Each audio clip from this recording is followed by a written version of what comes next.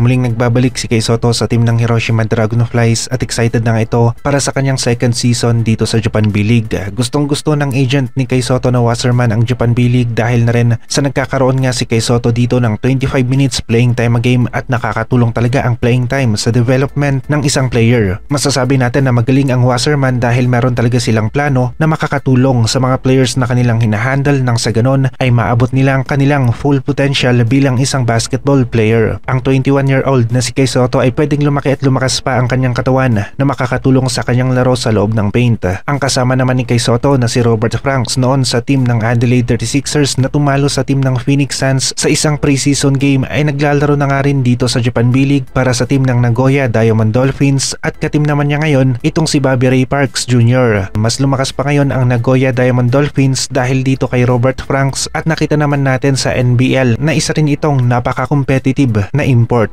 Talagang di kalidad ng mga imports ang kinukuha ngayon ng Japan B-League at pinapataas nila ang level ng kompetisyon dito sa Japan at kita nga naman ang resulta sa FIBA World Cup. Nakasabay ang mga local players nila sa international stage at naging maganda ang laro nila kasama ang kanilang NBA player na si Watanabe at nakapasok sila sa Olympics. Dahil na rin sa pagdami ng malalakas na imports dito sa Japan B-League ay mas tumindi pa ang level ng kompetisyon at pwedeng maging isa ito sa mga liga na pwedeng maging daan para umabot ang mga players sa NBA. Tumugon naman kaagad itong si Coach Tim Cone sa kanyang naging komento tungkol dito kay Justin Baltasar at humingi ito ng paumanhin dahil sa kanyang nasabi na si Baltasar ang umaayaw sa Gilas, pero ayon naman kay Baltasar ay gustong gusto niyang maglaro para sa Gilas team kaso hindi ito na-invite. Ang gusto natin kay Coach Tim Cone ay hindi niya pinapatagal ang issue at kung mali ang komento niya ay hingi kaagad ng tawad. Nagpahayag nga rin itong si Coach Tim Cone na sa Asian Games lamang ito magko-coach para sa Gilas team at hindi niya gusto na magtutuloy-tuloy na siya ang coach ng Gilas. Ibig sabihin nito ay ibibigay ni Coach Tim Cone ang kanyang pinaka-best sa Asian Games dahil pwedeng ito na rin ang huling pagkakataon na siya ang magiging head coach ng Gilas. Naghahanap nga ngayon si Coach Tim Cone ng two-way players, yung magaling sa opensa at depensa. Sana nga rin ay maibigay ng token text itong si Mikey Williams o sabihan nila ito na maglaro na muna para sa Gilas team para magkaroon talaga ng solid na firepower ang Gilas sa Asian Games at nang sa ganon ay may kasama si Justin Brownlee na pwedeng gumawa ng malakihang puntos. Tatapusin pa talaga ng SBP ang FIBA World Cup bago magkaroon ng solid o final lineup ang Gilas team para sa Asian Games at sa ngayon ay busy rin ang mga ito sa pagtulong sa pag-host nga sa finals ng FIBA World Cup 2023. Usapang finals naman tayo ng FIBA World Cup at ito na nga Germany laban sa Serbia, Bogdan laban kay Dennis Schroeder. Germany nga lang ang team na walang talo dito sa FIBA World Cup at kung magawa nilang manalo sa finals ay sila ang nag-iisang unbeatable team dito sa FIBA World Cup 2023. Pagdating dito sa FIBA World Cup ay bawal talaga ang matalo dahil na rin sa hindi naman ito katulad ng isang regular season ng isang liga na nagtatagal ng ilang buwan at ang isa o dalawang talo dito sa FIBA World Cup ay nangangahulugan na laglag na kayo sa kompetisyon kaya naman bawal talaga ang matalo. Binalikan natin ang laro ng Serbia laban sa Germany noong nakaraang FIBA World Cup qualifiers at nakita natin na panalo ang Germany sa game na ito. 88-81 ang score, lamang ng 7 points ang Germany. Naglaro rin noon ang guard na si Schroeder para sa team ng Germany at sa Serbia naman ay meron silang buban noon. Kung ito ang magiging basihan ay nakakalamang ng konti ang Germany pero dikit ang kanilang score noon kaya naman pwede pa rin na matalo ang team ng Germany sa finals. Kay Scottie Thompson naman tayo at nasabi ni Coach Tim Cone na babawi nga itong si Scottie sa Asian Games at magkakaroon ng magandang performance. Naniniwala ako dito dahil na rin sa si Coach Tim Cone nga ang gagawa ng mga plays at player nga niya itong si Scottie Thompson sa Ginebra kaya kabisadong kabisado niya ang mga play na kung saan malakas si Scottie Thompson at gagamitin nila ito sa Asian Games. Ang nakikita natin na problema ni Coach Tim Cone ngayon ay yung rotation niya sa mga bigs kaya naman si Ange Kouame ang una niyang pinili para makasama ni Junmar Fajardo at Japet Aguilar at sana nga lang ay makapaglaro pa rin itong si Ange Kouame sa Asian Games kahit na may bago na itong mother team at sana payagan rin siya ng kanyang team dahil na rin sa malaking tulong talaga ang Ange Kouame kasama ni Junmar,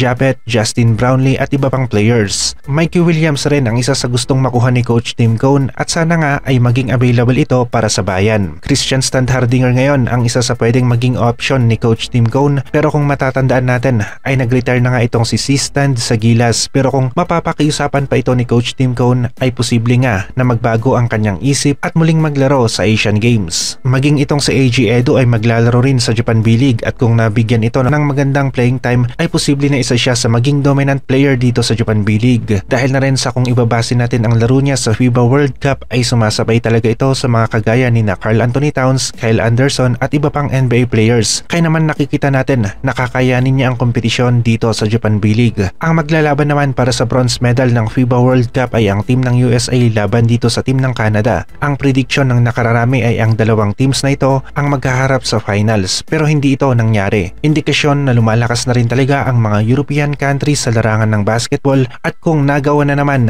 ng isang European country ang manalo sa Olympics ay malalagay na naman ito sa history ng basketball.